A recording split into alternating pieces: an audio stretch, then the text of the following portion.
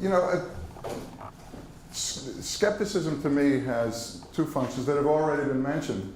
Like there's one function which is getting out certain scientific evidence, and it's teaching a way of thinking. But the other is a social function, and it's getting people together, being with other people. I've met lifelong friends through skepticism. I met my future wife through skepticism, Robin, and you know, it's that. I don't think that's something that's unimportant. At various Nexus conferences, I've hosted certain discussion groups, and I was shocked to find just how enthusiastic everybody was in the group to just start talking about whatever they wanted to talk about and have their opinions heard. So I wanted to just have a discussion today on that. And this is about Greek food versus Italian food.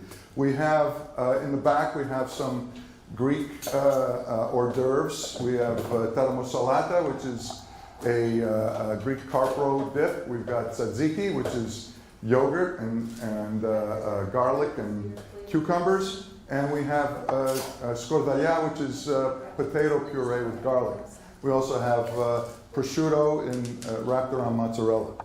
So what triggered this whole thing was this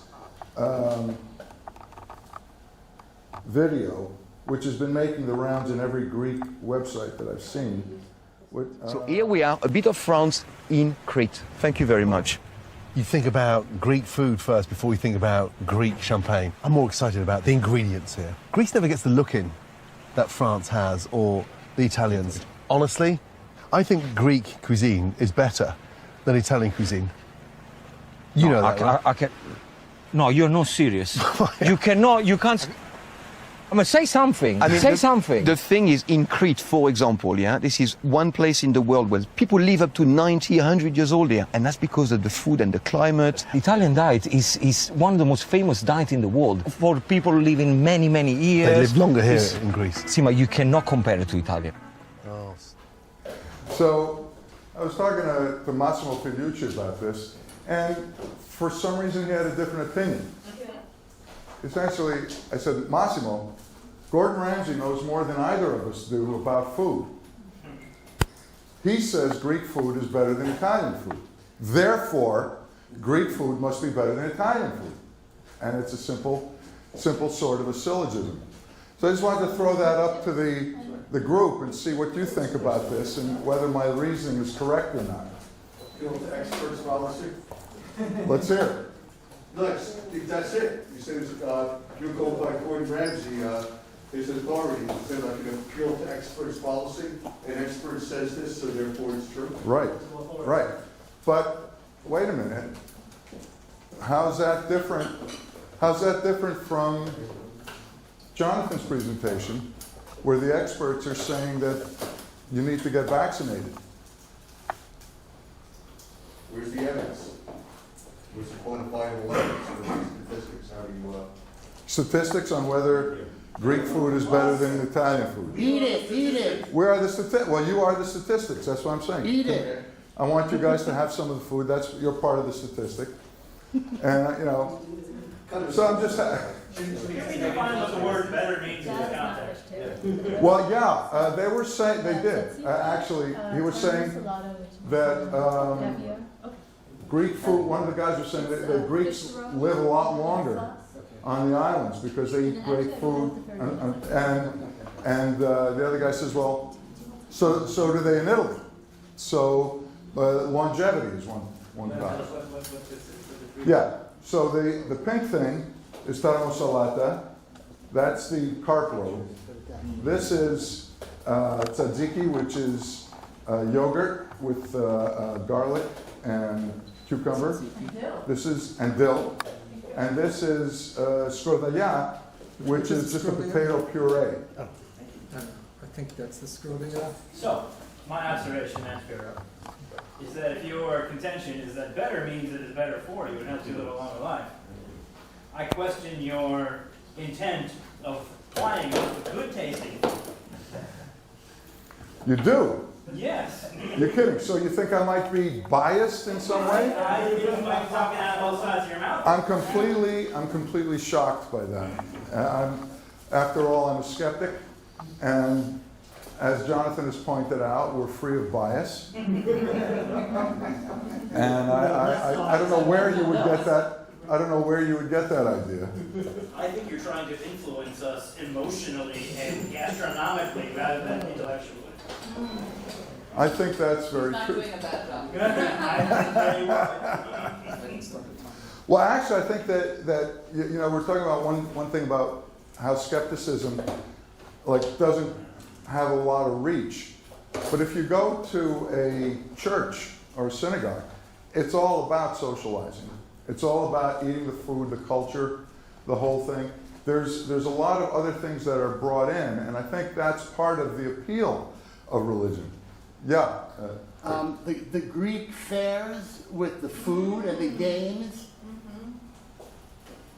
are a lot more fun and delicious than the Italian fairs, which don't exist. I there you have go. never seen every year regular Italian churches do like that fair. The Greek churches have these fairs. My friend's the bar. I don't drink. My friend's the bartender. I have to go and sit. I gotta watch the dancing. The food, and I think Italian food, you sit and you. Greek food, you're looking at the ocean, the buildings, just different. All right, I'm done. So this is the appeal to fun for Greek Well, food. it's part of the food and the culture. You know, look at the culture. You know, food is part of the culture. So if you look at the culture that's entwined in the food, it's not just how it tastes, but it's some, you know, like for instance, Thanksgiving food is all beige.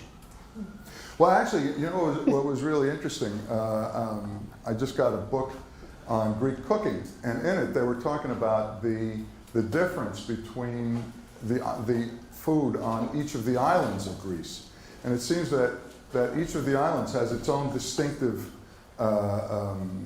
food and cooking, and it's almost like there's this Darwinian sort of a thing where you separate people into the islands and they start coming up with their own food. It's almost like a gastronomic Galapagos Islands in Greece. Yeah. So these are all Greek foods, right? No. No, the prosciutto and mozzarella is Italian. Okay, so that's Italian and everything. So the Italian food there is inedible for a vegetarian. Vegetarian, yeah. So I won't be So, able to test yeah, it. just wanted to point that out. All of it's inedible for Greek. Pardon? And all of it's inedible for Greek. No, so, For vegan. When is it fish? No, not really. No, what? Potatoes, olive oil, and garlic. That's it. So anyway, yeah. I mean, I would just say that the difference is that you know, obviously you can't have one food being better than the other. It depends on what your taste is, what you like, but that's very different from anti-vaxxers who are differing with authorities in the field. And that's about it. And I just wanted to have a light sort of a break and have some fun. So if there's nothing else, then that's it. We can have a break and we'll get back to it. Thank you. Well, I think of the Greeks, I think they're so good. There's lots of- Spiro, somebody on the internet wants to say something. I'm sorry, oh, someone wants to say something? Okay. Yeah, would I let you finish up without saying something, Spiro? Oh no. Oh no. He's Chilean, he's not. Benny. What's the question? First of all, I think you are objectively biased and objectively wrong with regards to Greek food. You are completely ignoring the best, objectively the best food out there are Chilean empanadas. Or Peruvian pisco sour. Yeah, but who makes the best Peruvian pisco sours? I was getting there. And I have to say that Spiro is absolutely the best at making pisco sour, so I have to give it that. But, okay, no, but the other comment I was going to make is that you mentioned, you correctly pointed out that people do go to churches for socializing and all that, but there is one more aspect about churches that is important, that is the the issue of community. People not only go there for socializing, but they do go there to be part of a community. And to have a community, you need sort of an underlying ideology or something. So that's what I believe is sort of a missing issue when it comes to skeptic groups and other groups. For example, atheists, for example, that's an issue that makes it hard for other groups to form communities. Anyway. I agree completely with you. I mean, you know, back in the day when Nexus was in person, I mean, it was great. I used to volunteer all the time, and it's where I met lots of people, and I went just as much to meet people as I did to listen to the talks. And I really went a lot to listen to the talks. I mean, it was very important to me. But you know, I think now that it's almost all online, it tends to lose something. So I miss that personally. I'd very much like to get back to at least a mixed kind of a thing. So, yeah. All righty. Well, thanks. Thank you. Thank you.